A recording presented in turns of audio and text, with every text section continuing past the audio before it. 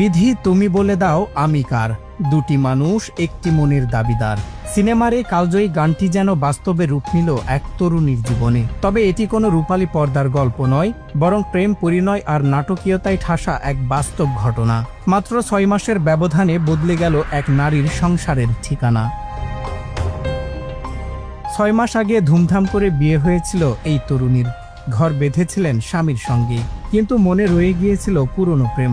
সেই পরকীয়া প্রেমের টানেই এবার ঘর ছাড়লেন তিনি। দীর্ঘদিনের সম্পর্কের পর প্রেমিকের সঙ্গেই সম্পন্ন করলেন বিয়ের কাজ।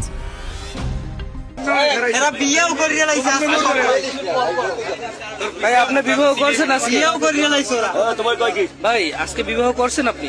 টস করে নিতে হবে, যার ভাগ্যে যায় সে পাবে হেসে মাটিতে লুটোপুটি খাওয়া। अच्छा है मैं अंधा हूँ।